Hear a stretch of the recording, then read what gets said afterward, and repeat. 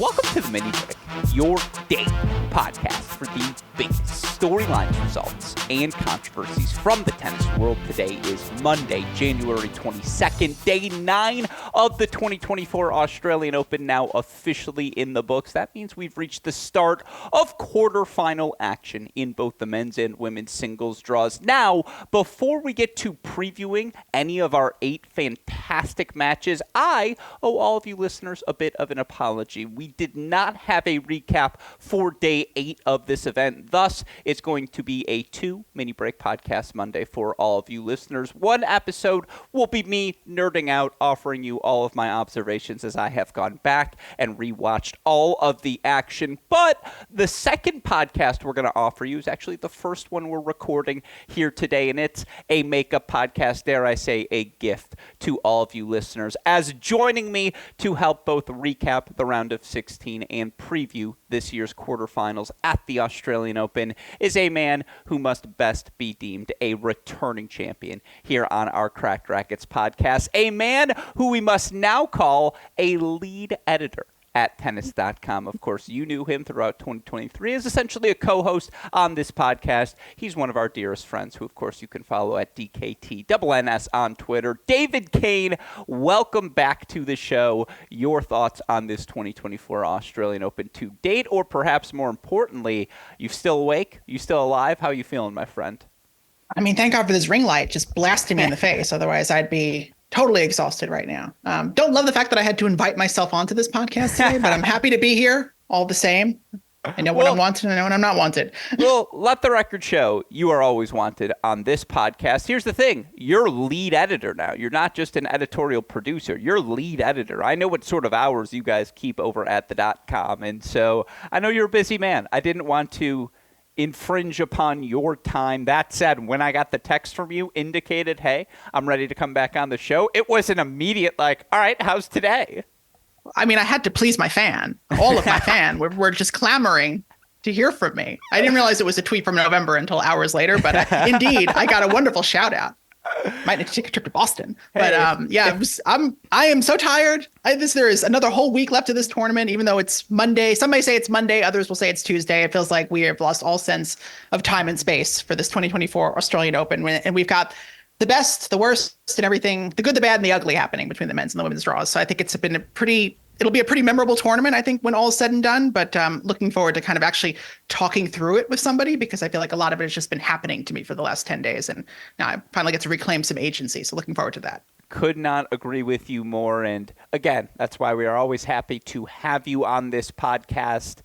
Yeah, it's been a crazy first week of this major, and obviously that's where I want to start today's show. Now, before we do, as always, a shout out to our friends at Tennis Point for their support, tennis-point.com. The promo code is CR15. Part 2, of course, if this can be a therapy session for you, DK, we are doing our job, and I want to say thank you to you, because I sent you a text. We started recording around 4:30 p.m. Eastern time today.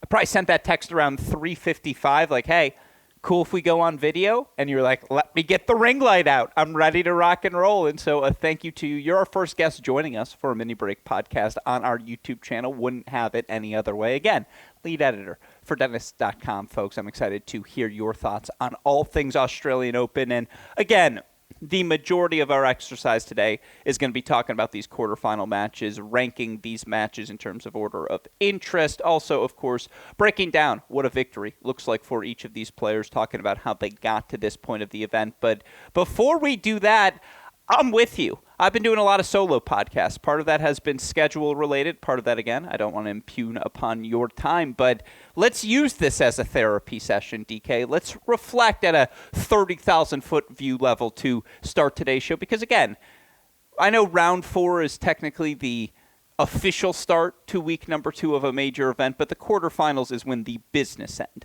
of this event begins. And thus, I ask you to this point, I'm going to ask you to combine men's. Well, no. We can start, honestly, with just the women's side of things. Let's talk about each of these fields individually, because there are too many storylines to group together. Thoughts on where we are with this women's field? What would you grade this 2024 Australian Open in terms of the results we've seen to date? Well, I mean, I think globally, just before we get into the women's tour, I feel like part of the problem with this event is we're all kind of suffering from the hangover of the Sunday start, or Saturday start if you're Eastern Standard Time. It just feels like in many ways the rhythm of the tournament is very different. I think we're used to these blockbuster opening round days where the stadium courts are just jam-packed with matches from start to finish. And there's obviously a paring down of the schedule where stadium courts are starting later. There are fewer matches on the main court. So in many ways, it feels like a very different look at the Australian Open than I think what we're used to. I think we're on the East Coast. We're used to that 7 p.m. start time and things just kind of rolling from there. I think now it's been a bit of a slower roll, and then things kind of exploded towards the end of the first week. And I think that's what we're dealing with the consequences of now. I mean, in terms of the women's draw. Hold on, because I think that's a fascinating point, and I'd like to discuss that further. I think one of my favorite pastimes of this Australian Open was when you would wake up for school in the morning, you're eating breakfast, you turn on the television, and there's still Australian Open action going on at 6:30, 7 a.m. Like that was. There's Ivanovic and Elisa Klebanova, 2009. Oh, good times. That's exactly what I was thinking of as well. And it's just, again, like, I guess I don't feel like that's been compromised. Like, I mean, obviously the Medvedev-Ruusuvuori is the most extreme example where they were playing past 10 a.m. Eastern time, and everyone was awake and got to see that match if you're on the East Coast, even someone who keeps weird hours like me. But I don't think things were compromised by the Sunday start. I had no problem with the rhythm of this major. Is it a little weird that the even days are the start of a new round? Like, yeah, that's thrown me and Westhoff off once or twice when trying to record an intro. We're double checking that we didn't screw something up. But I liked the spread out over the course of the 3 days. I don't like, especially, we haven't had any rain delays, so I suppose we've been on the luckier end of things. But I guess what's the impact? Like I don't understand the argument for why you wouldn't do this if it does help disperse the schedule more evenly, which I felt it did the first 3 days. Well, first of all, the idea of waking up to tennis is something that's just unfamiliar to me at this point. I feel like one just stays up through the tennis. So that's an interesting callback to those days. Miss them dearly. I think, again, just going back to those first 3 days, there was just, you're spreading the first round that much thinner at a time when there are that many fewer, established stars. There are some phenomenal players at the top of the game right now, but this is, one of the first Australian Opens without your Rafa, Roger, Serena, Maria. I mean, it's just a very different look at the order of play right now where you're saying, that's interesting that they're on a stadium court. You just think those are time slots allotted for the best matches, the best players. And I think because things are spread out that much more, you're getting things like, Aussie wildcards perhaps getting, a stadium nod that they might not have gotten, or, a lower seed who you would think maybe would be on, a fun outer court match that, ends up becoming a night match because the way that the schedule is slotted, is organized. But I think it just makes it hard to get into because it felt like 3 days of a first round is a lot. We're already into Tuesday, Wednesday, and it feels like the tournament still hasn't quite gotten started. And so I wonder how much that rhythm, that extra day off potentially for players who started on Sunday didn't come back for their second round until Tuesday or Wednesday. Just, these are questions we have to ask, especially given, the way the women's draw, especially the top half, shook out. Yeah, I understand that point. I guess my perspective, and this is always the perspective here on this show, kind of gave some days for not lesser known players perhaps to stand out and thrive and be the story on a schedule. And again, I love that, but I see you're prioritizing lesser known players on the mini break podcast. Maybe give them a chance to generate some sort of superstardom storyline for themselves. Obviously, day 2 on the women's side, we had 7 seeds knocked off. That was the day Vondrousova, Vakic, Potapova, Božkova, etc. That was the day. You're just being mean listing those names, but okay. That was the day. Day 2 was like. So here's my point. Case in point. Day 2 got to be the day of the 16-year-olds, where Kornieva, Andreeva, and Brenda Fruhvirtova in like a 3-hour span was like, wait a second, what the is going on here? Like, this is a moment for us to discuss. And I like that aspect of the 3-day spread out, that storyline got a moment to thrive. That, again, I guess on day number 1, the story is like, no, and through all of the first 3 days on the men's side, you lost 2 seeds. And I think any day 3 16-year-olds win a match. I think that's, especially on the women's side. That'd be even crazier on the men's side, but certainly, 3 16-year-old girls win matches. I think that's going to be, that's always going to be headline news, regardless of who else is on the schedule. Yeah, that's true. But again, it allowed a Yastremska to have a moment in her opening round. All these different players, like everyone got their moment in the spotlight because it was a little bit better dispersed, and it wasn't just a kamikaze of like, here's 64 matches a day, 2 days. If it's rain, sorry, you're just screwed. Like, let's roll. I needed the slow start. I needed the staggered start. That is funny you mentioned Yastremska because, to be honest, I totally forgot that match against Vondrousova, and I watched it from start to finish. Like, by the time she got to Azarenka, I was like, oh, like, who did she beat to get here? And I was like, oh, right, 1-2 against the Wimbledon champion. I guess we should have seen this coming, ? Yeah, no, fair enough. And I guess that sets the field then where we are on the women's side. And just a reminder, here are your 8 players remaining. The top half, one of 19-year-old Linda Noskova, 23-year-old Diana Yastremska, 21-year-old Zheng Qinwen, or 25-year-old Anna Kalinskaya.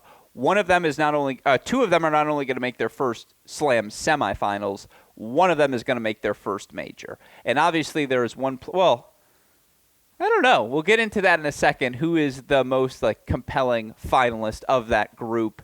Bottom half of the draw kind of makes sense. You've got your Sabalenkas, you've got your Goff, you've got a Krejcikova who at times has been a top 5 player in the last 52 weeks, and obviously at times she's also been like the 144th best player in the world, but the ceilings have been there. She has 3 come from behind wins. We've seen her at least test Sabalenka in a way no one through her first 4 matches of this Australian Open have been able to. Goff's lost 1 set in 9 victories this year. And then there's Marta Kostyuk, who you and I have spent a lot of time talking about over the years. The 21-year-old having the exact sort of kickstart to her 2024 campaign that, dare I say, might remind all of us, oh, wait, is this a player who belongs in the conversations moving forward? Those are our final 8 remaining. There's Swiatek, Rybakina, Pegula, early losses, all the mix in as well. Again, seeded chaos in that first week on the women's side. Your grade for the 2024 Australian Open women's singles draw through 4 rounds of play. I mean, if this was a women's draw brought to you by the Mini Break podcast, I mean, it's kind of an A+. I mean, what 8 women do we talk about more? I mean, we probably don't talk about Kalinskaya a ton, but we've certainly spent a lot of time talking about Sabalenka and Goff and Krejcikova and Kostyuk and Qinwen and Linda Noskova, maybe a little bit Diana Yastremska as well. I mean, this is like these are our girls who have made it far. This. We might have manifested this one. This is the most, not to get so selfish and self-centered, but it's my show. We manifested our impact is the technical term. We manifested the out of this draw, and it's just like, you're right. These are the players we have circled for the last 24 months since we've been doing podcasts together, DK, really, where it's like, hey, you have shown me at times 1 week of, whoa, what was that? At times, 3 weeks of, whoa, what was that? In the case of Qinwen, now it's probably been 4 months. For Noskova, a full month of, obviously for Goff, a full year. Sabalenka, a lifetime of, you have my attention. And it all kind of coalesced beautifully into this quarterfinal draw we have now. And 5 of the 8 players remaining, DK, they're under the age of 23. None of them are named Iga Swiatek, who could belong in that category as well. Like, I'm sorry to cut you off before you gave a grade, but you kind of nailed it. Like, this is so fascinating to me. Do I wish there was more parity in the matchups? Maybe. But I like all the pieces and ingredients we get to work with. Yeah, I mean, from a real tennis head perspective, you take, again, and this is sort of the story of the WTA for probably the last decade. It's sort of like whole versus some of its parts, where if you look at each part individually, you're like, that makes sense, that makes sense, that makes sense. But then when you zoom out, you're like, wait a minute, that's not exactly what I had in mind. I mean, I feel like the immediate upshot is the fact that we have a big 4 right now in women's tennis, and 2 of those big 4 lost early. And this is the result. You know, Swiatek and Rybakina were, I think, in many ways, I think more of a lock for their semifinal than potentially Goff and Sabalenka. I mean, the way that Iga started the year, the way Rybakina started the year, it just felt like, wow, this is going to be, you know, a gangbuster semi that it's unfortunate we didn't get that. Where I would just push back, not to cut you off right there, is the top half of the draw was clearly the more difficult of the 2 halves, though. And even with the match, like, it's funny that Goff and Sabalenka got the tougher quarterfinal matchups, but that's almost a byproduct. Like, again, the top half had Vika. Ostapenko, on top of your Swiatek, Rybakinas, and Pagulas of the world, and Qin Wen. Those were 6 of my top 8 when we did our preview show. They were all in the top half of the draw. That Qin Wen is the only one remaining, and like that she didn't have to face any of them. You're right. That is absolutely surprising, and it clouds this second week. But it's a byproduct of a thrilling first week. And like, again, to watch the level Noskova played. Was Swiatek at her best? No.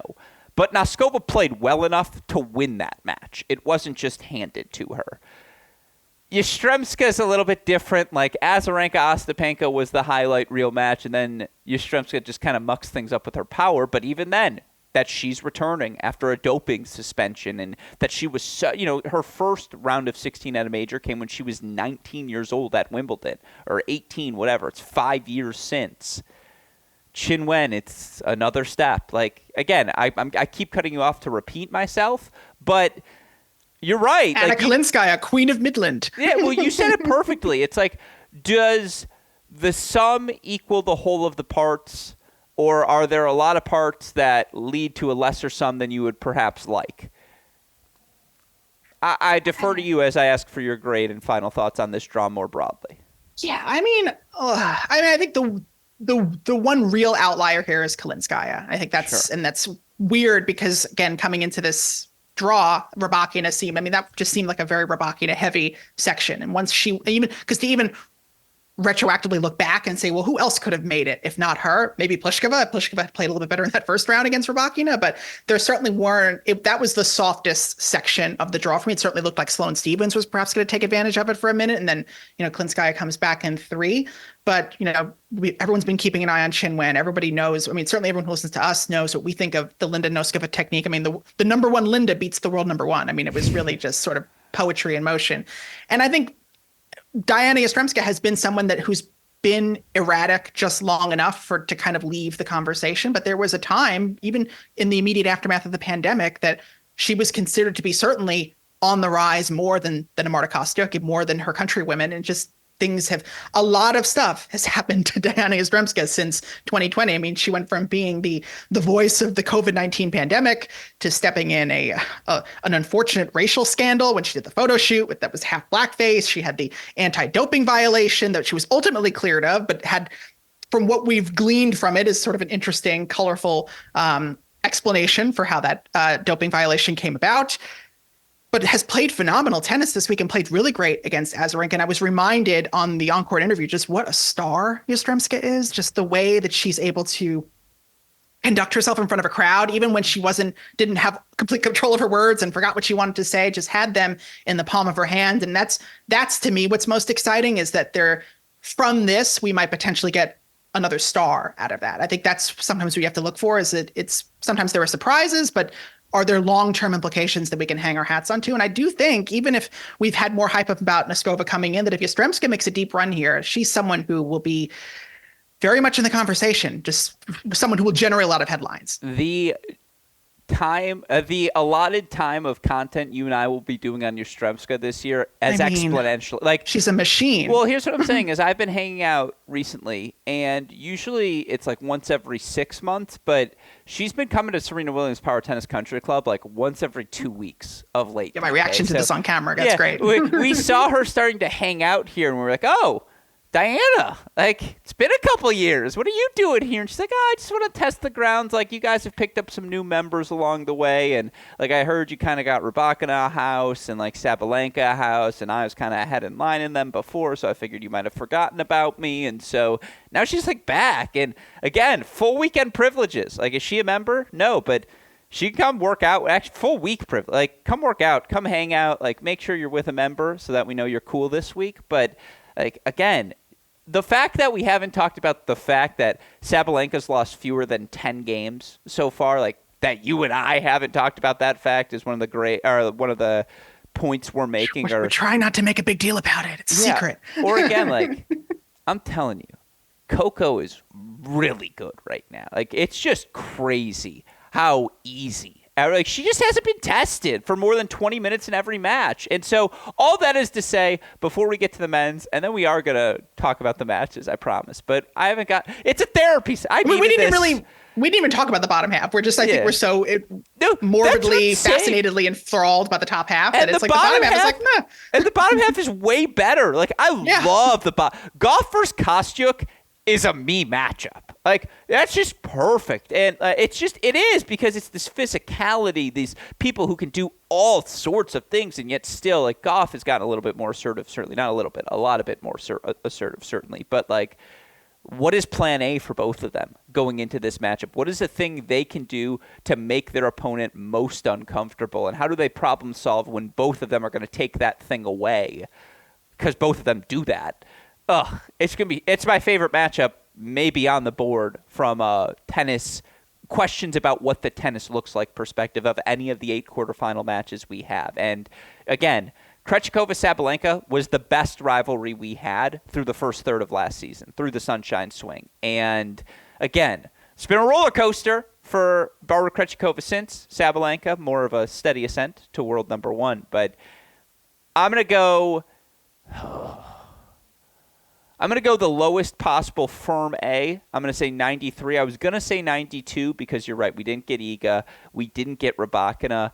The Rybakina loss was particularly shocking because my hot take coming out of the month of January, it's my new Sebi Korda was a top 10 player in January. I bet Rybakina's win over Sabalenka in the Brisbane final will be the best tennis we see from any player this entire season. Because that was like, man, what the f***? Like, what are we even doing? Like, we don't need to play anymore. If that's who she is, she wins. Because what Sabalenka's been doing to people is just absurd, and Rybakina did that to her, like, throughout the course of that match. And so, anyways, that's a long way of saying we didn't get Swiatek-Rybakina, but Rybakina lost 22-20 in a third-set breaker, and Swiatek loses to a 19-year-old who we have both marked as a rising superstar in the game, certainly from a tennis perspective. And so I'm going to go 93, lowest possible A. What say you? I mean, I think you have to I think if your top 2 of your top 4 don't make it out of the first week, I do think you have to knock the grade down a little bit. So I'm going to give it a B, but I'm certainly excited for, it's certainly. B? Not even a B plus? We've discussed this. I grade lower. Yeah. I'm more harsh than you are, but I said, I want to go down to A minus. I feel like I'm on the rosy-eyed scale. No, it's my draw. I'm sticking with the A. Sorry. Well, like I said, from this in this house, it's an A plus draw. I think just in the real world, I think we have to maybe. But I was, I felt like there was a bit of doomsaying about the state of women's tennis a little bit towards the beginning of the second week, and I just felt like, oh God, you guys seem all very brand new. I mean, I've seen some over the last decade and a half, some crazy draws, and you're going to act like this is like the pinnacle of chaos. Like, you don't even know. No. Like, we're not even talking about draws that Serena just won in the end that we don't really remember for being as chaotic as they really were. I mean, there were some wild draws in the last decade. At least, again, Qinwen and Noskova, if they make the semifinals, or even if Yastremska and Qinwen make the semifinals, you're like, well, I mean, okay. A ringing endorsement of the Zhuhai championships, quite frankly. So you baited me. I'm back in. We're on video. I can't help it. These arguments are what draw the fans. I just wanted to fight you on camera. No. This is why I invited myself. Yeah, this is our foreplay. I'm a showman. Yeah, exactly. Here's the thing. It's not that it's more chaotic than ever before. That's not what resonates with me. It's the organized chaos. It's the fact that it feels chaotic superficially, but if you take a look underneath the surface, it's Qinwen. It's Noskova. It's Kostyuk. All players we thought could do this, who you're like, hey, here's a data point to start the year. They're freaking doing it. Like, that to me is the exciting part. Is I spent a lot of time prognosticating and saying this is what the best version of this tennis player looks like.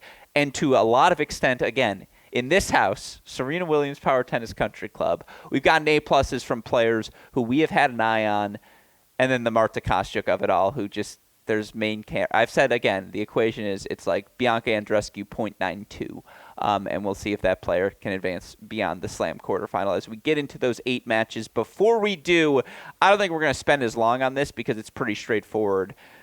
I really like the men's draw. I'm fascinated to hear what you think. That might be our source of disagreement, but it's the first time in Australian Open history, DK, that the top 6 in the Open era, that the top 6 seeds in the men's singles draw all advanced to the quarterfinal round. And obviously those 6 guys, Djokovic, Alcaraz, Medvedev, Sinner, Rublev, Zverev, they're all through. They've all been tested in different ways outside of maybe Alcaraz, who's kind of cruised, as has Sinner, who's kind of cruised. But that's been so fun to watch these 2 guys clearly consolidate their Tier 1 position. You had Medvedev play past 3 a.m. Melbourne time. You had Rublev, 2 5-set wins, Demon Hour, Sabith Wild. You've had the Zverev of it all as well. Like Djokovic, obviously, for 4 hours with Prismic round 1.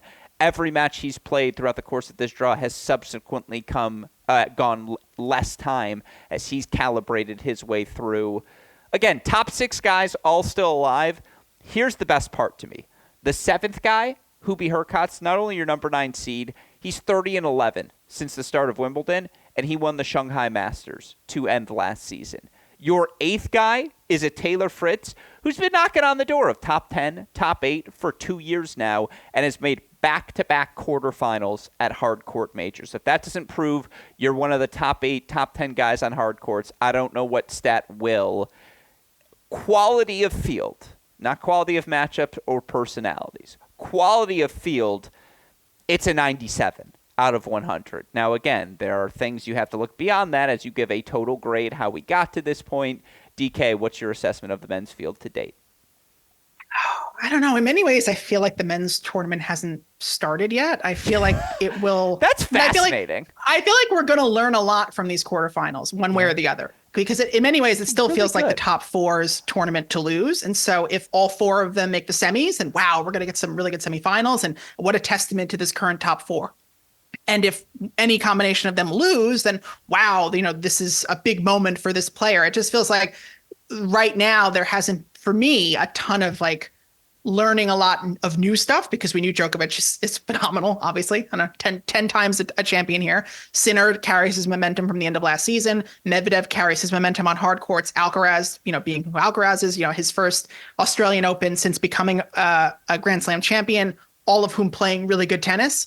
And I don't really know if necessarily anything from Zverev, Hurkacz, Rublev, or Fritz has really made me think that they're really in position to challenge that top 4 right now. But if they do, then that's a storyline. And even if they don't, then we can really start to dig into the top 4 and who's really going to win this thing. That's a fascinating I didn't give a point. grade, so my grade is incomplete. No, that's a fascinating point and so well said. So well said. Because this was a rare major, DK, where I predicted 7 of the 8 quarterfinalists correctly. And the only one I got wrong, can you guess which one? Was it Holger? It was not Holger. It was Andrei Rublev. Rude. I thought Rublev was going to lose to Demon Hour in a 5-set match, and I was a set away, or maybe honestly it would have been 4 sets, but I was a set away from that happening. And that was a testament to Demon Hour. It's been lights out for 6 months consecutively. That was a massive victory in Andrei Rublev's career. To get through that hump, to get a shot at, again, this was the point I made on today's Great Shot podcast, talking about all these day 10 matches specifically. We're going to go back through them and talk more broadly. But coming out of this match, there's no, if Rublev loses this, it's not, he's 0-10 in quarterfinals. And here we go again, another Rublev loss. It's no, Jannik Sinner's a Tier 1 guy. He wins this match. He advances to the Big Apple. If Rublev wins this match, it's only upside. I think there's only positive spin that comes out of Andrei Rublev for this, because now it's not only did you beat Demon Hour just to get to this round, something you have struggled to do in majors, but you beat Jannik Sinner as well to get to your first semifinal, a signature victory for a guy who I think is 2-7 in top 10 matches on hard courts over the last 52 weeks. Anyways, looking at this field more broadly, that I got 7 of the 8 correctly, I think that kind of speaks to your point perfectly, where it's we kind of knew these were the best players. I'm not patting myself on the back. I'm saying it was that obvious even to me. That first slam of the year, I'm yeah, but you're better than you, and you're better than you, and even Tommy Paul losing to Kecmanovic, was that a weird result? Kind of, but Tommy had match points in the 4th set. He very well could have won that match. I'm trying to think of other upsets, Shelton losing to Mannarino, big freaking whoop. We didn't really have many, Borges over Dimitrov. That was a jaw-dropping upset. Arthur Cazot getting to the 4th round. That was jaw-dropping. That's it. Like, everything else on the men's side, pretty staying to script. And so I'm going to completely agree with you. I think incomplete's the answer. I think it was a confirming week. I think there's a world where they are certainly on path for an A. They've checked off all of the boxes to get there. You can't give it a grade until we see how it plays out, unless someone steps up. Does a Sinner, Alcaraz, someone else beat a Novak? Does Novak assert himself in a way that you're just like, oh, for a guy to do this at 36, jaw-dropping, we got to give it another A? Like, it's hard to give it a grade, given it's been pretty to script so far. I mean, we didn't 100% know what Sinner or Medvedev were going to look like coming into this tournament because they hadn't played yet. But none of, other than maybe the Dimitrov result. But I mean, it's a lot to say that Dimitrov is going to, really had a shot at winning this title. And like even the Tommy Paul result, like I don't think any of those results changed what we currently have. It's not like, oh, if this had gone a different way, we would have seen a different quarterfinalist, different semifinalist. So I think, again, if we get the top 4 in the semis, then I think there's going to be a lot of, there's going to be a lot of internet about it, to be quite honest. No, that's really like a lot of content. Oh, another Sinner Djokovic match to start the year, like after they played 3 in times. His house. Yeah, like come on now. And again, you said it perfectly. It's incomplete because we don't know how it plays out from here. But again, like Hurkacz is 30-11. What if this is him saying, you know what? I'm a top 10 guy. Like I looked at the numbers, DK, so that you wouldn't have to because I want to relieve you of that burden. What's his hold percentage since the start of Wimbledon? Just give me a number guess. Knowing that the average men's player holds 82.6% of the time. The average is 82? Yeah, a little over 82. 93. That is a phenomenal guess. And David Kane, if this is The Price is Right, you would be spinning the wheel, or at least going to our first exercise, 93.4%. That boom. Yeah. Boom. That's it. For a guy who doesn't spend a lot of time at the stats, like men's tennis expert. I've said that for years. Here's what I'm saying. That's better than Prime Isner. That's better than Prime Kyrgios. That's better than Prime Federer. And obviously he's not as dynamic as Roger. That's not the comparison I'm trying to make. Here's what I'm saying. That guy, how dare you? If you're holding over 90% of the time, you're just going to be top 12, especially when you're not a horrible returner the way an Isner, Opelka, whatever were, because that's not who Hubie Hurkacz is. The forehand has gotten a lot better. And so, anyways, like, I'm fine with that storyline. And look, Taylor Fritz isn't going to beat Novak Djokovic, but if he somehow does, like, oh my God, what a storyline that would be for a guy who has just been craving a win like that and has done everything else but earn a like his win over Tsitsipas. What I said about Rublev applies to Fritz. That was the biggest win of his career. That's probably the best I've ever seen him play. And look, he should be peaking. He's 26 years old. Like, this is the time to make another push and say, no, this is my ceiling. I want to be one of the best in the world. He is winless in his career against Djokovic, and I think it's either 7 or 8 times they've played. He's only won sets against him in one of those matches. Incomplete, but on path for an A. That's where I would leave my thoughts on the men's field. You got any final thoughts? You want to rank these quarterfinals? No, but I think that the Fritz and Rublev parallel is fascinating because I do feel like they both did what they absolutely had to do to stay in the conversation, and now here's their opportunity to potentially put themselves into the conversation. Like Yeah. No, that and De Minaur and Tsitsipas belong in that ilk, that tier of the cloth as well, right? Where it's kind of like cut of cloth, where it's like they didn't get the wins, and that's got to be crushing for both of them. Yeah. And so you're absolutely right. Like those were ladder matches. Yeah, and so I mean, again, and both of them played well. Like Fritz, Rublev were just better. We don't talk enough, DK, and I've done my fair share of Andrei Rublev slander in the sense that I've said his destiny is to go 1-2 at tour finals for the rest of his prime. Oh. And by the way, like people take that as a slight. That means he's a top 8 guy for the rest of his prime. He ain't gonna have to work a second job in his career. Is the point I'm trying to make, DK? That's a win in life. But like, I guess again, more broadly, yeah, like. Needed to have those wins. They had to have them. And like for Rublev to get it, we don't talk enough about how physical he is. The fact that he is as fit as any player we have on tour. And it's extraordinarily impressive. You have to do that to beat a De Minaur and get yourself to the quarterfinals. And that is how we will transition to ranking these matches, DK. We're going to talk not only about my favorite, or we're going to go off of my list. DK is going to tell me too high, too low, just right. And then we're going to talk what a win looks like for each of these players, but we're going to go through them quickly, I promise. Let's start Sinner Rublev, Sinner, the career head-to-head favorite. Some of these I'll know, some of them I don't. I just recorded this pod, so I know this one. 4-2 is the career head-to-head there. Sinner 2-0 against Rublev last year.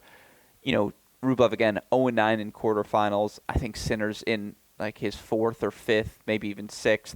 The big thing for me is Jannik Sinner's made at least the second week in 5 of the last 6 majors that we've played. Excuse me, 6 of the last 7 majors that we've played. His only miss coming last season. I mean, again, like all the stats would point Sinner. He's the favorite according to Tennis Abstract. You all know the records. Jannik Sinner, a 78.4% favorite. This is my number one match. It's 4 versus 5. It has the mainstream sex appeal, but it's also a massive moment for both guys, as I alluded to earlier. Like, if Rublev gets this win for the first time in his career, because you didn't after the Monte Carlo title. Like, I didn't care. That's first clay court event of the year. I know it's a 1,000, but it's the fluffy 1,000 in the sense that everyone's getting accustomed to switching surfaces. He beats Sinner after beating de Minaur the way he did in round 4 to set up a semifinal matchup that would probably just be a Djokovic rout. But even if he gets to that matchup, that is a clear-cut step forward, not just because it alleviates the 0-9 record, but it alleviates the I beat a big guy in a big spot record as well. This quarterfinal win would have more gravitas than if it was against a Fritz or if it was against like a Khachanov or a, again, Lorenzo Musetti. Congrats, you're the example I'm going to use as making a run here. This would be the sort of win we just haven't seen Andrei Rublev earn in his career. This is my number one match. Do you agree? Too high, too low, just right? Yeah, it's sort of narratively perfect in the sense that, we still want to see Jannik Sinner do what he could do at a slam. Yes, he's made the Wimbledon semifinals, but, now this is his first, big shot after having the fall that he had. Can he, completely cement himself as the top four guy, that he's shown himself capable of being, but you got to do it at a slam. And on the other hand, he's also done just enough that if Rublev beats him, that's a huge mark in his column as well. So I think regardless of who wins, it'll be a pretty good one, a pretty good semifinal, pretty good narrative for either of them to take out of this tournament. I think one would prefer to see Sinner, just given the way the quality of the Djokovic Sinner matches have been going, and we're kind of assuming that Djokovic is going to make the semifinal. No disrespect to Taylor Fritz, but I think that's where we're kind of all collectively leaning. But man, again, another slow and steady step in the right direction for Andrei Rublev would be to finally make a Grand Slam semifinal. Yeah, I mean, again, it's going to be a fascinating matchup, and Rublev has showed off a physicality that he'll be ready for this fight. Like, I don't worry about the fact that he played 5 sets against de Minaur the round before. I worry about the pace. Like, against de Minaur, everything was on Andrei Rublev's terms. When he wanted to go big down the line, the opportunity, for the most part, was there available to him. Now, again, de Minaur roadrunnered his way through that match, certainly generated more pace on the backhand with frequency than I had ever seen before, but it's a different level of pace when you come against a Jannik Sinner, who has yet to drop a set, who overwhelmed all things Karen Khachanov in the round of 16 as well. And it's just like, again, got his first semifinal at a major last year at Wimbledon, has beaten Andrei Rublev in their past couple of matchups, has done it on hard courts as well. I think all signs are pointing Sinner. What does a Rublev win look like? He's got to serve well, obviously. He's got to find a way to disrupt Jannik Sinner's rhythm. I just don't know if I don't know if he can do that consistently enough off of both wings to beat a guy who I think is like, I'm picking Sinner because I think Sinner's that good. And that's where the trouble is. Like, I don't know what the Rublev win looks like. I know what every Andrei Rublev win looks like. Obviously, it involves his serve and his forehand. I don't know if that's going to be enough against Sinner. That's how good I feel about Jannik right now. Which way are you leaning in this match? Yeah, I'm leaning Sinner as well. And also shout out to Sinner for showing a little bit of personality this tournament. I very much enjoyed his on-court interview where he joked about, going to the gym, even though it doesn't look like it. And I think we all want the Baywatch body. I was like, this is some high quality schmoozing going on court right now. We certainly get a lot of that from Andrei Rublev on and off the court. And it's nice to see Jannik kind of coming into his own fairly quickly. I mean, he's getting these results and now able to kind of settle into the role of being that guy who's doing these on-court interviews. I think is impressive and a testament, I think, to where he is mentally. He's not overly stressed out about the task in front of him, and I think that's going to help in a match against Rublev, who is historically often stressed out. It's only been 4 matches for Sinner so far this year. He's holding serve 96.4% of the time. He's been broken just twice through 12 sets of tennis. It's pretty darn good. Again, Sinner for his career, or over the last 52 weeks, excuse me, this is the big stat. 13-3 against top 10 opponents on hard courts. Like, that's ridiculous. That's absolutely ridiculous. On the flip side, obviously, you look for Andrei Rublev, 2-7 on hard courts in those matches. 9-11 against top 20 opponents at Grand Slams. I'm just leaning with the Sin Man. It sounds like you are as well. That's number 1 on the list. Yes, you are. It's a twink off. Yeah, fair enough. All right, let's get to number 2. This is where DK is going to disagree with me. I can just tell you right now, I don't even have to say the match that's number 2 before I know he's going to disagree with me. It has to be Alcaraz-Zverev. It has to be Alcaraz-Zverev. And should Alex Zverev be playing right now on the ATP Tour, given the domestic violence allegations he faces in Germany? That trial will go to public trial, as it continues to be adjudicated through the German legal system. That is a separate discussion that you and I have had before on this podcast.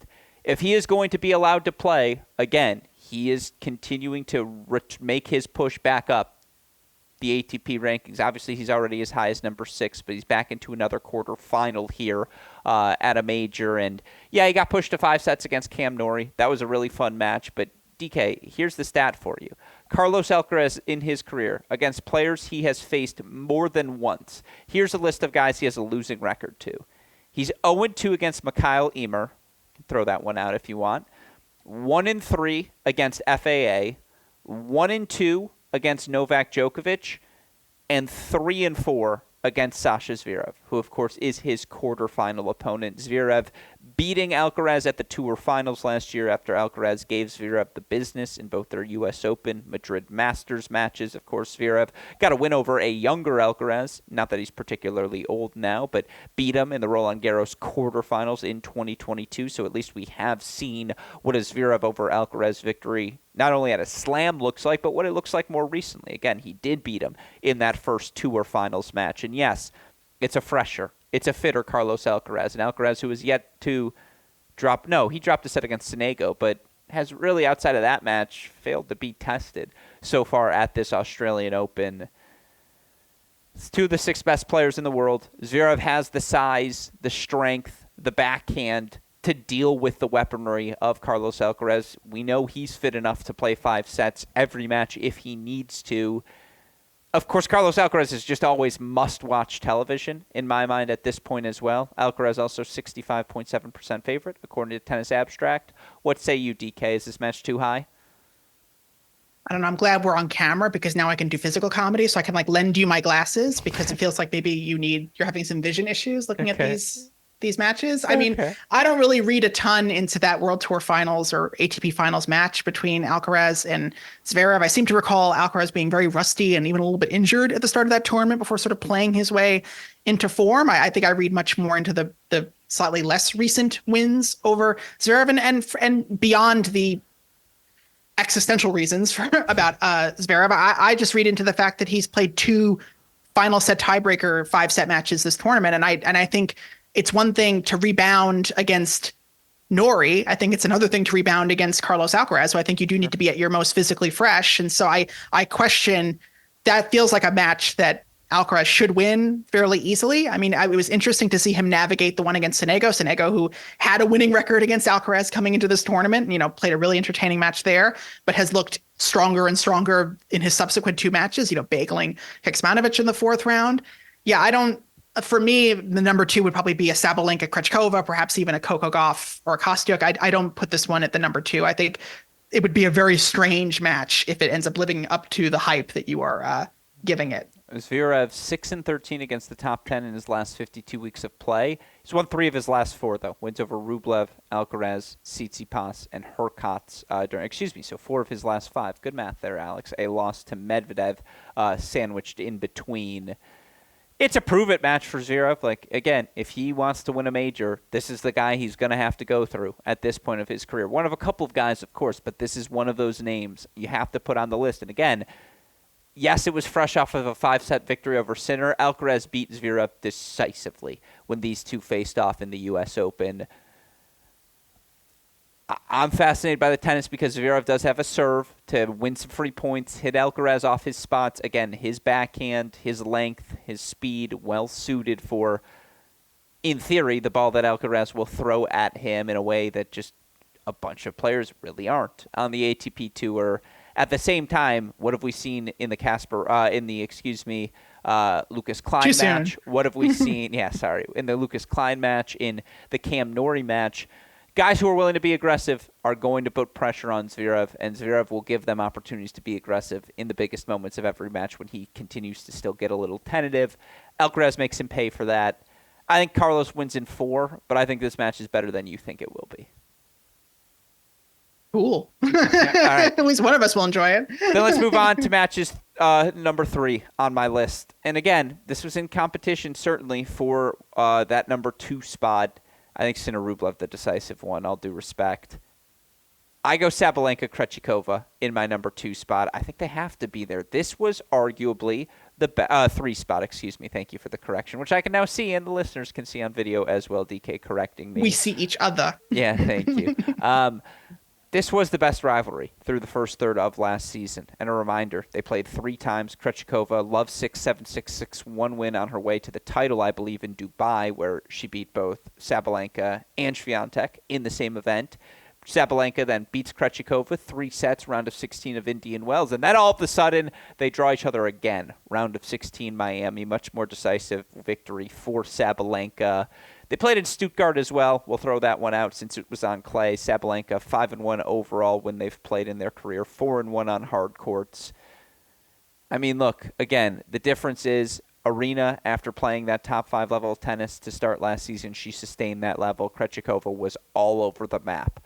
That said, there have been pockets. Dubai last season, Ostrava the year before that, even flashes down the home stretch of last season, even if it was really inconsistent at times in Asia, where Krejcikova has looked like her top 5 self, or she has looked like that player who captured the 2021 Roland Garros. And at least the thing she has going into this matchup that none of Sabalenka's prior opponents had, maybe some weapons to make Sabalenka at least a little bit uncomfortable. At least she can say, hey, I've beaten you, Arena. In a way, again, none of the. I guess Anisimova could say that, but that was such a different version of Anisimova. You would say Anisimova has no weapons and no experience of beating Sabalenka.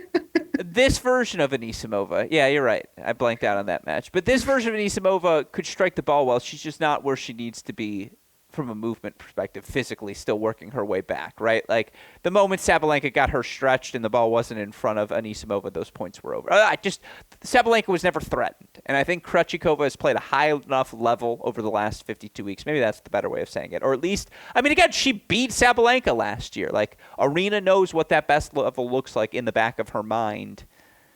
At the same time, like, Sabalenka's been untouchable at this event. She has dropped 11 games. 11 games through 8 sets of tennis. Like, what are we doing here? The only person who's beaten her this year was Elena Rybakina, who I said earlier on this pod might have played the best tennis we'll see all season.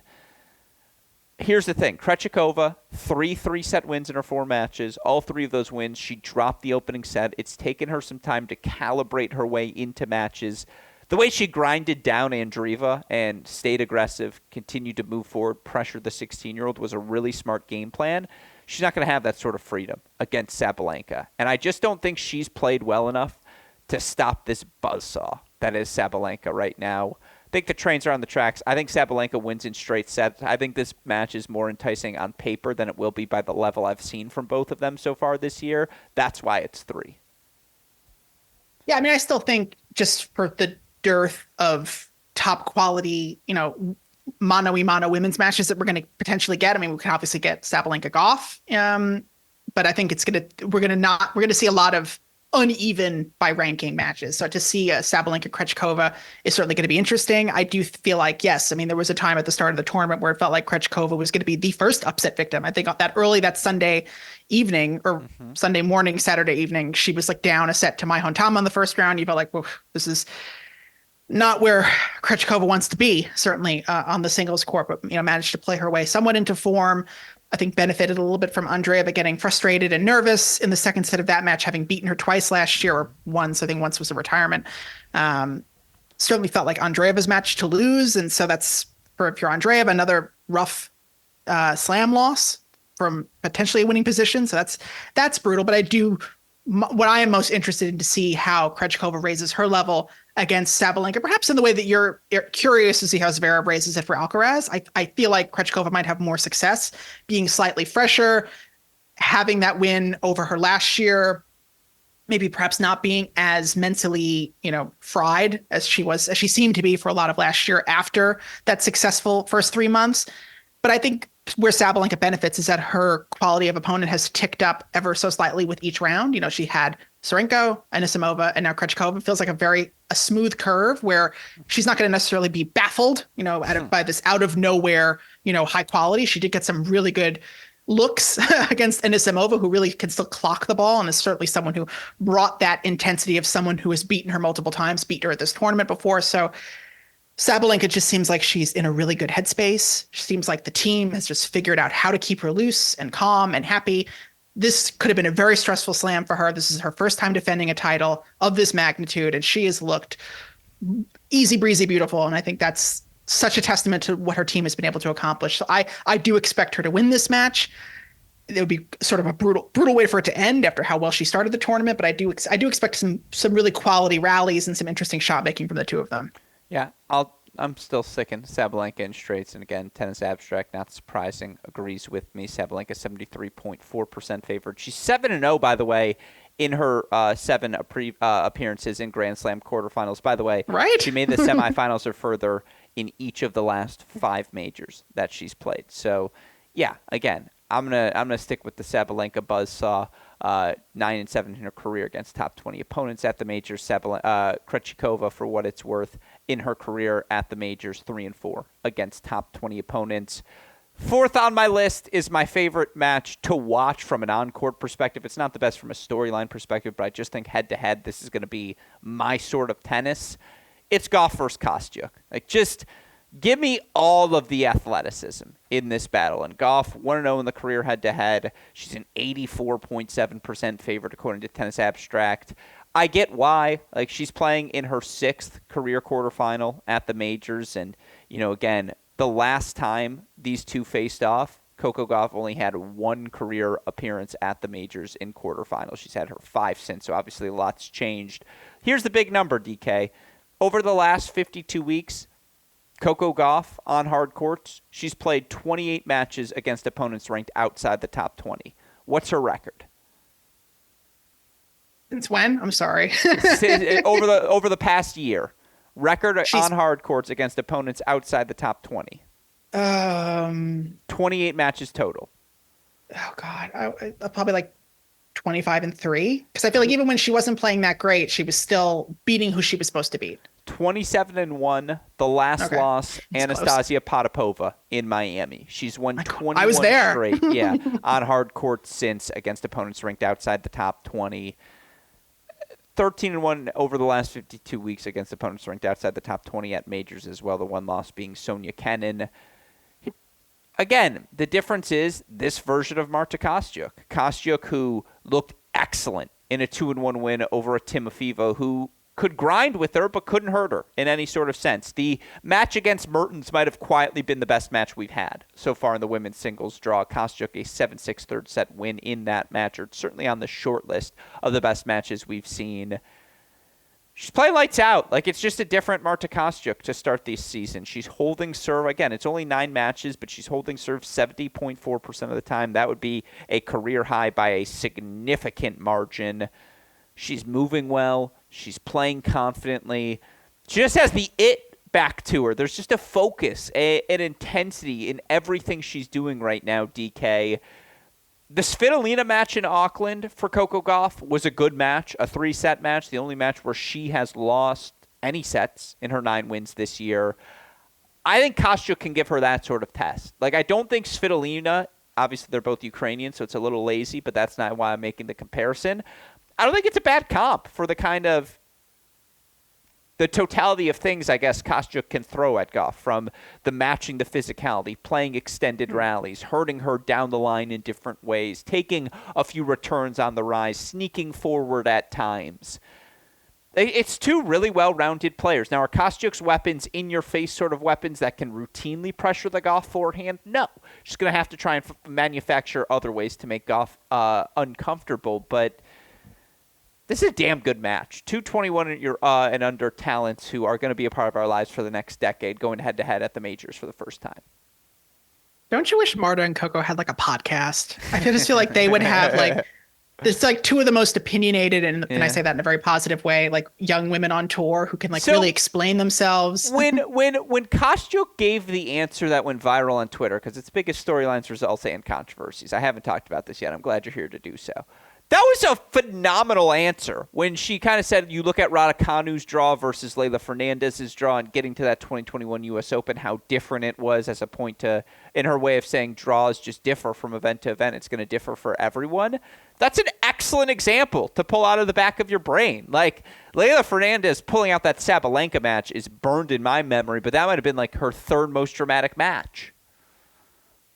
I'm confused as to why there was even any controversy as a result of that. I mean, granted, we probably don't hear a lot of players speaking that frankly about other people's draws in the past, but even in the context of her answer, I thought it was a very thoughtful response in the sense of like, look, sometimes just things happen. Things happen certain ways and the results happen that you can't quite explain. This happens, that, all depends on the day. It just, which is a very accurate way of describing tennis. And I mean, I cackled when she was like, Leylah was fighting for her life every match. And it was like, if we go back to that 2021 US Open, the one thing we could all agree on was that Leylah was beating numerous title favorites all in a row. And Emma's draw, granted, she did have to play 3 more matches through qualifying, was not of the same magnitude. She certainly didn't play anyone who could challenge her the way that I would always say, if you flip those draws, I don't think Emma makes it to the final, and I think Leylah might. Well, what I would say, just quickly on that note, is I'll never forget going into the 4th round being like, okay, but now she's playing Bencic. So this is where Raducanu's run ends. And like Bencic was playing really well leading up through that summer, and it didn't end. Spoiler alert. And so Bencic, I think, won the gold medal that summer. She had. Yeah, I think she was on a streak. I think she was on a winning streak from that Olympics. And I think what Marta could further have said, which Dinara Safina told me when I spoke to her last week, was that, when you're playing that first year on tour, you are never more free and easy. And the players that are on tour don't know who you are. And you could just be fearless and embrace that, because that is a feeling you will never get again. Because eventually you're going to feel, the pressure to defend points. Your opponents are going to become more familiar with you. They're going to know how to beat you. It's in the context of, look, things happen for all the myriad and sundry reasons. It was just a perfect storm for Emma Raducanu, who, look, in many ways is probably set for life. So, I mean, I don't think Marta Kostyuk's quote, has Emma's bills affected. So I wouldn't worry about that. So then let me ask you to worry about this. What does a Marta Kostyuk win look like? Because I think we all know what a Gauff win looks like, right? There's the totality of her experience, her physicality, that she does have the bigger weapons, her serve, the heaviness of her forehand when she has time, the backhand, I think she's probably a better volleyer. She's a little better at everything. What does a Kostyuk win look like? Well, I mean, listen, it's been quite a revelation, or just fascinating to watch Coco this tournament, just because I feel like, who is this girl? Just like stronger, more confident, hitting the forehand with authority. It's like, this is not the player that we saw this time last year. So it's just been fascinating and heartening. It should be heartening to everyone on tour. Be like, listen, if you put the work in, you too can make vast improvements in your game in a very short period of time. So do not be afraid to do that. For Kostyuk, I think the big issue is going to be, can she be mentally strong through the whole match? I mean, she's been very close to a lot of big wins over the last 12 months and sometimes freezes at the finish line. So I think the big difference in this match is the fact that Coco is so much more mentally tough, and I think that will ultimately carry her through. But I do think Kostyuk's variety, the fact that she's not going to give Gauff a lot of pace to absorb and redirect, could potentially give her some trouble. But I think at the end of the day, Gauff is just so confident, has not lost a match in quite a long time at this point, and I think just has that essential experience is going to take her into the semis. I ask him to describe what a Kostyuk win looks like, and we get a Gauff victory out of the mouth of DK, folks. Welcome. I said variety and mental toughness, but we're not. That seems unlikely. No, I'm just messing with you. I think Kostyuk's a tennis chameleon, and what I mean by that is I think she is as good as the player on the other side of the net of her. I think Coco Gauff is going to bring out her best. I don't know if she gets through this one. I'm going to take Gauff. You know what? I'm going to take Kostyuk to take the first set off of Coco Gauff in Melbourne, but I don't think this match is ever in doubt. I think Kostyuk takes a really tightly contested first set, Goff wins the next two, like 3-2 from there. Give me Coco Gauff to advance to the semifinals. All right, we've talked a lot. But I got to go ask ahead. one follow-up question. Please. Which semifinal would you be more intrigued by? Sabalenka Goff or Sabalenka Kostyuk? For all Well, the look, I reasons wasn't going that to would be say this intriguing about the earlier. Sabalenka Kostyuk If match. I would have given you odds, and I don't gamble anymore, but if I were to have given you odds in another universe where I say, hey, there will be 2 Ukrainians and 1 Russian in the quarterfinals, and by the way, neither of those Ukrainians are going to be Alina Svitolina, you would have been like, name the price. Like, I'm going to rob money off you here. Be And like, that's what we name have. them. Yeah, exactly. You'd be like, it's fine. Just guarantee me $20 and I will bet $1,000 because I'm going to win that $20 off you. And that was not the case, obviously, with these other players emerging. And we've talked about a lot of them thus far. So these next 3 we can go through a little bit more quickly. I gave you all the Hurkacz stats already. He's taken on Daniil Medvedev. I'll get the career head-to-head for them in a moment when I set the premise for you. But again, Hubie Hurkacz 30-11. He's serving like Isner. He does have the game suited to pressure Daniil Medvedev's court positioning and be the aggressor and take some cuts the way you have to do if you want to get through the wall that is Daniil Medvedev. That said, Medvedev steadied the ship and slowly progressed and gotten better through his first 4 matches of this season, which I always think is a data point worth noting. You have any faith in Hubie? Tennis Abstract, not really. Medvedev 72.8% favorite. What say you on this match? This is, which by the way, number 5 on my list.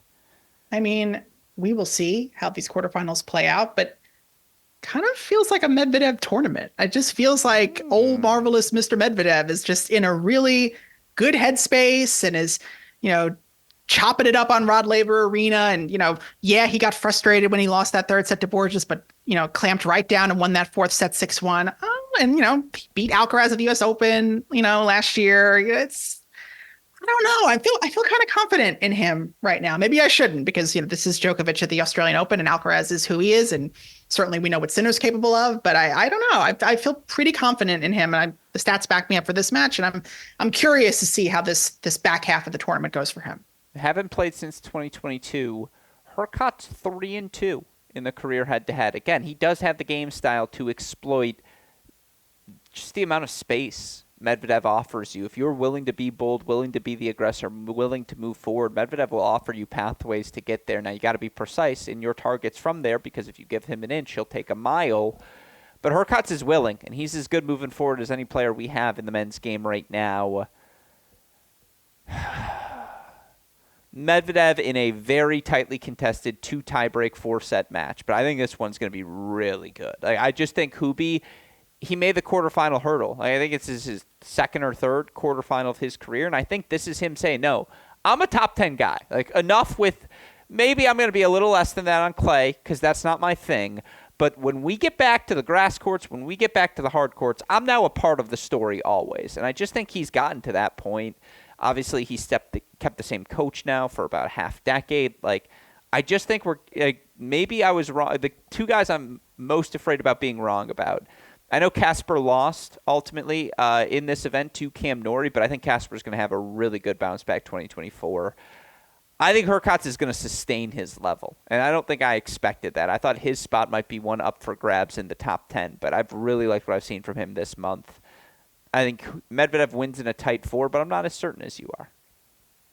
I don't know if I do feel like I could see a 4th set tiebreaker breaking his way, but I don't know. I just think the momentum, the way that Medvedev is handling himself this tournament compared to the draw that Hurkacz had to make the quarterfinals, it's not like he's, been destroying, either destroying everybody or making through some really oh, wow, he beat this person and that person. The draw did open up for him. And so I think that that's something to consider.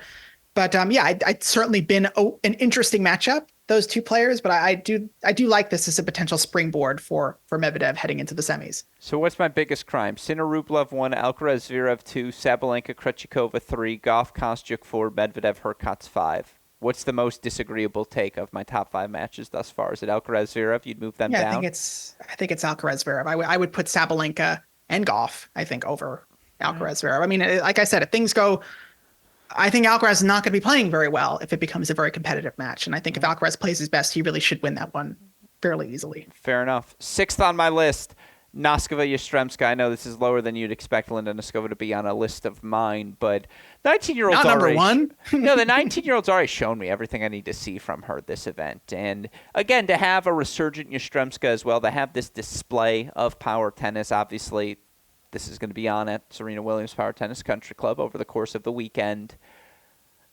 I mean, again, you wonder, does Noskova have any juice left in the tank? But, like, I mean, again, she got to withdraw, right, from her, like, the perfect gift maybe she could have been offered after a couple of physical week one matches, not to describe an injury as a gift, but obviously in the Noskova sense, the recovery that will be there. I mean, was it the prettiest tennis? Not always, between Yastremska and Azarenka, but Yastremska did to Azarenka what she's done to every player she's faced, which is make the match on her terms. It's going to get choppy, but when Yastremska's ripping winners, you're just losing. It's a good match. It's a lot of power tennis. That's why it's lower on the list, is I'm not sure how aesthetically fun this one's going to be. The way, again, Hurkacz, Medvedev, contrast of styles. Kostyuk, Goff, the physicality. I think that speaks for themselves. This tennis might be a little choppier. Just give me a pick. Which way are you leaning and why? I mean, I think the way Yastremska handled herself in that Azarenka match is definitely a point in her favor, because she even mentioned it on the on-court interview that, that she likes to go for winners, but she also doesn't like to make mistakes. And that might be an interesting look into the psyche of Diana Yastremska. Maybe that's why some of these losses have piled up for her over the years, just getting too frustrated when she's not playing perfect tennis. And obviously the way that her intent is on the court, you're not going to be playing perfect tennis, I would say, most of the time. You're going to have to hit through some errors. And the fact that she was able to win against, a confident and in form, a fit, an experienced Azarenka who kept coming back and did not have a meaningful dip in that match. I mean, when Azarenka goes up 3-0 in the second, I think old Yastremska loses that set 6-0, 6-1, and perhaps loses the third set. But even if she comes back, she's wasted energy losing that second set. So the fact that she was able to navigate that one and get another big win under her belt, I think, as someone who also feeds off of confidence, I think she's someone who very much enjoys the spotlight and got a lot of that yesterday on Rod Laver Arena. I do think that's going to help her, versus a Noskova, who is, I still think, still very new and green to all this, but I think also has superior technique. So I think there's those two things to balance. But I think certainly before the tournament, I would have said in a hypothetical matchup between Noskova and Yastremska, I would pick Noskova probably every time. But given the way that this tournament has shaken out, I do wonder if some of the mojo is gone from Noskova, having peaked against Swiatek, then not being able to really play through that match against Svitolina, and now being against someone who is, I don't want to say a circus, but like someone who's just like, she's a performance, she's a showman. So I think that's going to be an interesting one, because, Iga's not a showman, for better or for worse. She's a hard worker and someone who gets the job done. I think someone who is going to be a bit more theatrical, in a big match, maybe it's a different look for Noskova. I'll say that. I like that you say performance with a French accent, and it does just sound magnifique. Look, again, I'm more certain about Noskova's level. I think Yastremska's highest level is just like, it's a reminder that she just clubs the ball. The athleticism, the firepower, the boldness. She'll just make you uncomfortable. I'm going to pick Noskova just so we're on different ends of one of these matches. But you have to pick Noskova. Yeah, exactly. On principle. But look, I think that's going to be a display hold of that against tennis. you. Two players still, by the way, 23 and under. So the best tennis still ahead. These last two, we can just go straight picks. Djokovic, Fritz, how many sets? Thoughts? I mean, I'm going to say 3. Okay. I'm going to say 3 sets for Fritz. No, I'm kidding. for Djokovic. I mean, I think this has been a very classic Novak Australian Open. Comes in maybe a little bit undercooked, a little bit injured, plays his way into form, starts feeling confident, embraces the challenges. And, this is kind of like a perfect quarterfinal opponent for him, someone he's very comfortable against, someone who, he knows he can, outplay, technically, mentally. And so I think this is a very good warm up for what should be and could be a very fascinating semifinal against the Jannik Sinner. So I think that's, for him, I think this is an ideal way to walk into that one. So, I mean, this is a big opportunity for Fritz, perhaps. Certainly not a player right now who has a ton of expectation or pressure. You would hope that he rises to the occasion, maybe takes a set, maybe takes 2 sets, but I don't necessarily see that happening. Djokovic's last loss to a player not named Rafa in a major quarterfinal, 2018 Roland Garros to Marco Cecchinato.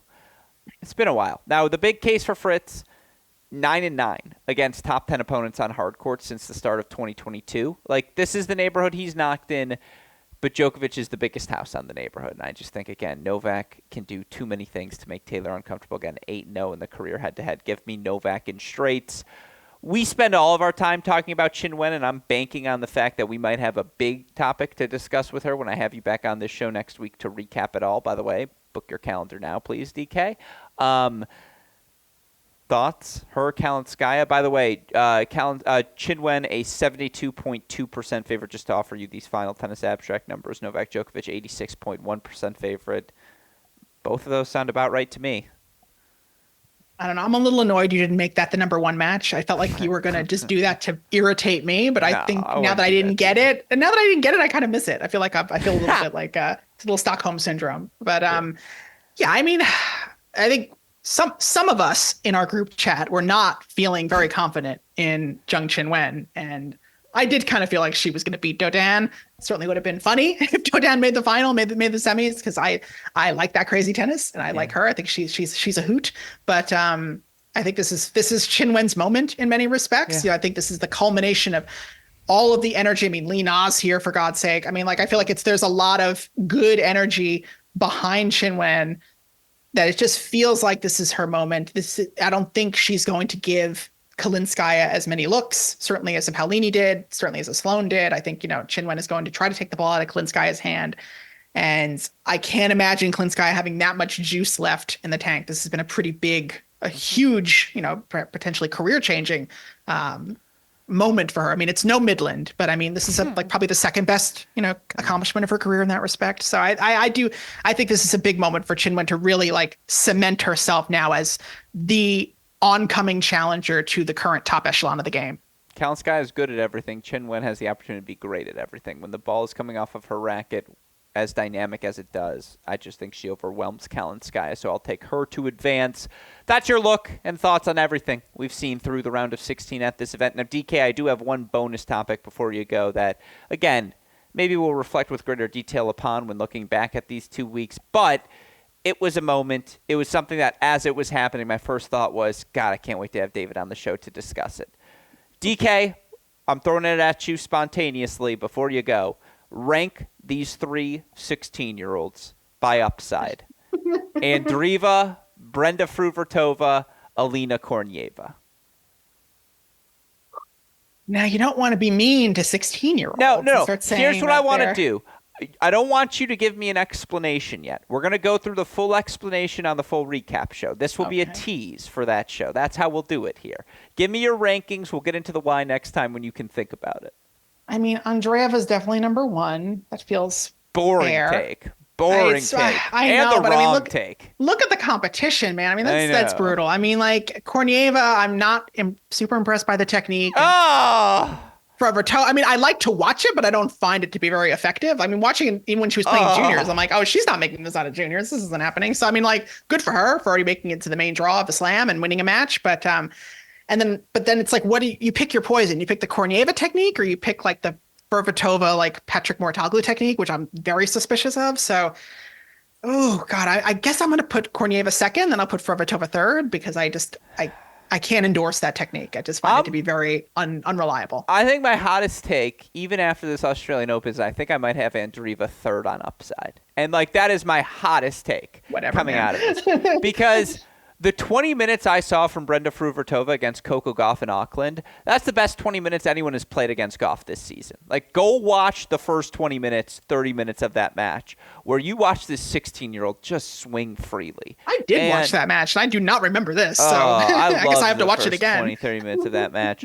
Watching Kornieva problem solve against Sorribes Tormo, I was just like, I don't care that your technique's a little weird. I like everything you're doing. I just like the fight, the way you lean forward and looking to move forward and being the aggressor. And it's a little alley risk-ish on the forehand, but you just know it when you see it. And then again, Andreeva is probably the best athlete of them all. And her serve is the easiest. It's a little bit, you've seen it before in a way. Maybe you haven't with Fruhvirtova or Kornieva, although I don't know, man. I really like the Fruhvirtova technique. They're all really good is what I'm saying. Yeah. I mean, They the all mental game on fight, Andreeva, that makes me nervous. I mean, again, like the Coco Gauff, the Keys match at Wimbledon, now this one against Krejcikova, you feel like, oh boy, like this is starting. I mean, I feel like she kind of had us coming into this match where she was like, last year I was 15 and now I am 16. And I was like, all right, yeah, you got me. Okay, but look at the jump Coco Gauff has made to age 19, where it's like that is true. Andreeva's got 3 years to get there. That is true. I mean, granted, Coco Gauff is like even before she improved herself on the court, I always felt that she was exceedingly special. I do think there is a specialness about Andreeva as well, but I think Coco was just like, I think everyone, no matter what they thought about her as a tennis player, felt that, the sky was the limit for Coco just in general. So I think that lent itself ultimately to her making some radical changes. But it's an interesting trio. I don't want to say weird. It's an interesting trio because you don't quite know what you're going to get. I want you to know, I'm probably going to ask you about it every time you come on the show, is we'll do an updated 16-year-old power rankings. We were doing that for a while with like Alcaraz. Yeah, Felix, like Jerry Shang, who's back, by the way. Jerry Shang, back, the lefty from China. With that earring. Yeah, come on. Fun. Anyways, all of that said, we got 3 more rounds to go. Plenty more coverage here at Cracked Racquets. Plenty of coverage available at tennis.com as well. 3 more rounds, 8 days. Editor David Kane continues to steer a fantastic ship. DK, before I let you go, favorite piece you've written so far? What can we expect moving forward? I mean, I loved my little piece with Dinar Safina. I have another one coming at some point. I've been working on it, kind of. It's been such an exhausting tournament, and it feels like a lot of energy to like. I've been doing a lot of reactive content the last couple of days. I'm doing a lot of instant reports. That match point, I got your recap for you, but it's like I have something on my heart that I got to get up at some point in this tournament. It feels like I have another week and a half to do it for how long this tournament's going. But looking forward to publishing that. I published that Vesnina interview the week before the Australian Open. That doesn't count. But anytime I get to talk to Elena is always phenomenal. Even though I gaslit poor Ben Rothenberg into thinking that she was coming back for Australia. She was not, but she wanted to have the full interview now. So I was like, here we go. I love it. And again, it's what you guys are doing day in, day out. It's essential for coverage in the tennis world. So make sure you're reading tennis.com. Make sure you follow him, DKTNNS, on Twitter. A shout out to you, McGraw Gagan, the entire team, whom I always appreciate the work you guys do. Of course, I also appreciate the work of our super producer, Daniel Westhoff, who makes not just this podcast available, but the Great Shot podcast, Cracked Interviews podcast, the Break Point Show, and, of course, our Cracked Racquets YouTube channel, where you can watch this episode, watch our college tennis broadcasts, follow along with Kickoff Weekend, not just on our Cracked Racquets YouTube channel, but we're on ESPN+, same platform as the Australian Open. I didn't want to call DK out before the podcast began. I'm going to do it publicly. Did he click on any of our links this weekend? No, he did not this past weekend. Do I think I can get him to click on it maybe once accidentally over the course of the upcoming weekend? I think I'll be able to, because we'll be going late into the night, right as those Australian Open matches, I think, begin. And so, DK, this is the weekend. You're going to watch a college tennis broadcast on ESPN. You've got the rest of the month with your subscription, so you might as well make the most of it. I don't know. I feel like I got a lot of college tennis from Nuno Borges. I don't know if I need any more, but who's the next Nuno? Don't you want to look for them? They're all going to be in action this weekend. Nuno's, man. Nuno's. I don't even know. All right, we'll leave that there. Well, then, a thank you to you as always. A thank you to our super producer, Daniel Westhoff, who has what sort of a job to do, DK? It's an editing job, and I would love like a third, like now that we're on camera, I would like a third just camera on him at any given point. I want to see like the eye rolling to some of your puns, some of my puns. The blushes, when I hit on him. If you think he listens to an episode from start to finish anymore, you are sadly mistaken. He's not just off camera. I assumed he was like nearby. He trusts me on my own now. I can chaperone myself just enough to record on my own and then let him do the heavy lifting from there. But a thank you to him as always, and a thank you to our friends at Tennis Point, tennis-point.com. The promo code is CR15. With all that said, that'll do it for the fantastic David Kane, our super producer, Daniel Westhoff, our friends at Tennis Point, from all of us here at both Cracked Racquets and the Tennis Channel Podcast Network. I'm your host, Alex Gruskin. DK, what do we tell our listeners? And I can do some physical comedy now. That's the break. We will see you all next time. Thank you as always, DK. До свидания.